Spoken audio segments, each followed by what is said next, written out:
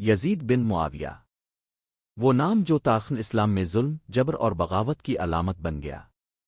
10 محرم 61 ہجری کو میدان کربلا میں نواس رسول حضرت امام حسین علیہ السلام اور ان کے ساتھیوں کا بے دردی سے قتل کر کے یزید نے نہ صرف انسانیت کا دامن داغدار کیا بلکہ اپنے انجام کو بھی قریب کر لیا۔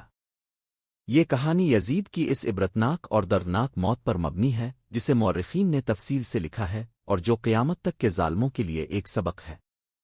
کربلا کا گناہ۔ کربلا کے بعد جب یزید کو امام حسی کی شہادت کی خبر پہنچی تو اس نے ظاہری طور پر خوشی کا اظہار کیا، لیکن اس کا اندرونی ضمیر مسلسل اسے ملامت کرتا رہا۔ ہر طرف سے لعنتیں برسنے لگیں۔ لوگ اس کا نام لینا چھوڑ گئے۔ مسجدوں میں بددعائیں دی جانے لگیں۔ یزید نے دیکھ لیا کہ اس کی حکومت اگرچہ باقی ہے مگر دلوں سے وہ مٹ چکا ہے۔ جو نواس رسول کے قاتل سے محبت رکھے وہ کبھی بھی دلوں پر حکومت نہیں کر سکتا۔ یزید کی بے چینی اور دیوانگی۔ شہادت امام حسین کے بعد یزید دن با دن بے چین ہوتا گیا۔ راتوں کو چیختا جاگتا اور روتا، بار بار کہتا، مجھے حسین کا خون ستا رہا ہے، وہ خوابوں میں آ کر مجھے ڈراتے ہیں۔ اس کی ماں نے بیان کیا کہ یزید پاگلوں کی طرح برتاؤ کرنے لگا تھا۔ کبھی آئینے میں خود کو دیکھ کر چلاتا، کبھی اپنے ہاتھوں کو دھو دھو کر کہتا، یہ ہاتھ خون حسی سے رنگے ہوئے ہیں۔ اس نے اپنے بیٹے کو وصیت کی، اگر میں مر جاؤں تو مجھے چھپ کر دفن کرنا، لوگ میری لاش کی بے حرمتی کریں گے۔ حضرت زینب کی بد دعا۔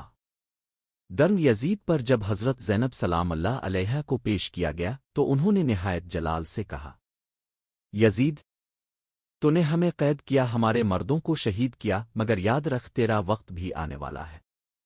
خدا کا انصاف تجھے چین سے مرنے نہیں دے گا۔ یہ بد دعا یزید پر ایسے اثر انداز ہوئی کہ وہ بدترین خوابوں، بیماریوں اور ذہنی اذیت کا شکار ہو گیا۔ یزید کی دردناک موت۔ تاریخی کتب جیسے تاریخ ابن کثیر اور تبریع کے مطابق یزید صرف 38 سال کی عمر میں مر گیا۔ وہ صرف 3 سال 8 ماہ حکومت کر سکا۔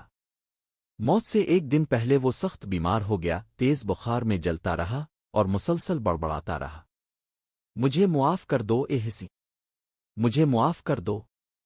اس کی آنکھیں باہر کو نکل آئیں، چہرہ کالا ہو گیا، منہ سے جھاگ نکلنے لگا۔ اس کی لاش بدبودار ہو گئی تھی، یہاں تک کہ خادم بھی قریب نہ آتے۔ لاش کی بے حرمتی۔ اس کے بیٹے ولید نے اس کی لاش کو رات کے اندھیرے میں دفن کیا۔ کہا جاتا ہے کہ جس قبر میں دفن کیا گیا وہ کچھ دن بعد زمین میں دھنس گئی اور کتے اس کا گوشت نوچنے لگے۔ لوگوں نے اس کی قبر پر لعنتیں کیں اور کہا، یہ ہے نواس رسول کے قاتل کا انجام۔ نتیجہ، یزید نے سوچا تھا کہ امام حسین کو قتل کر کے طاقت حاصل کر لے گا، لیکن اس کی طاقت بھی گئی، عزت بھی گئی اور نام بھی مٹ گیا۔ وہ خود مر گیا مگر امام حسی آج بھی زندہ ہے۔ دنیا ہر سال محرم میں غم مناتی ہے اور یزید پر لعنت بھیجتی ہے۔ یہ واقعہ رہتی دنیا تک بتاتا ہے کہ ظلم کا انجام دردناک ہوتا ہے۔ خدا کا انصاف بے آواز ہوتا ہے مگر بہت سخت ہوتا ہے۔